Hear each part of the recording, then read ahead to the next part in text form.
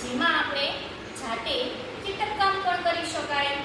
આજે આપણે એક ચિત્રકામ શીખીશું જેમાં ફેવિકોલ, સ્કેચ પેન, સ્કેલ, કાતર અને રંગીન કાગળની જરૂર પડશે.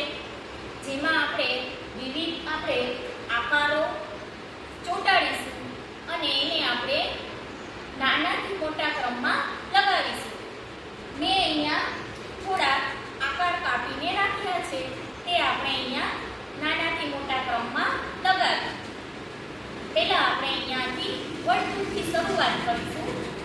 વર્તુળ આ રીતે આપણે લગાવીશું. તેનો ક્રમ પણ આપણે જાળવીશું. આ પ્રવૃત્તિ દ્વારા આપણે નાનાથી મોટાનો આપણે ક્રમ પણ શીખી શકીએ, કલરની ઓળખ પણ શીખી શકીએ અને ચિત્રકામ પણ આપણે શીખી શકીશું.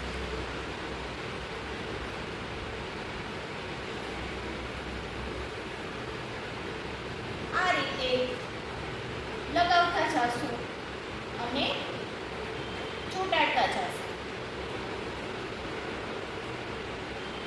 એ જ રીતે મેં અહીંયા 3 ચોરસ કરેલા છે, એમના પણ આપણે લગાવીશું.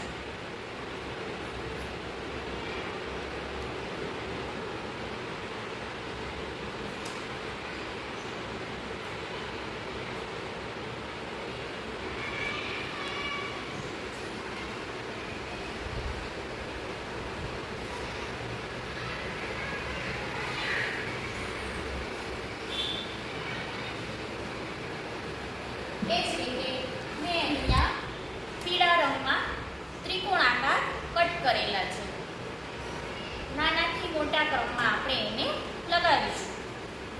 સૌપ્રથમ સૌથી નાનું ત્રિકોણ લગાવીશું.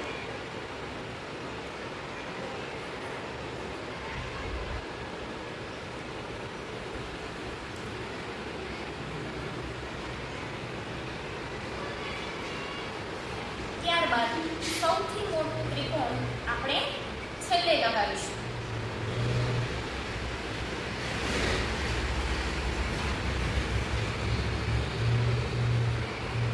તો જોયું ને બાળ મિત્રો, આજે આપણે જાતે કરીએ વિભાગમાંથી રંગીન કાગળ દ્વારા વિવિધ આકારોનું ચિત્રકામ આપણે શીખ્યા.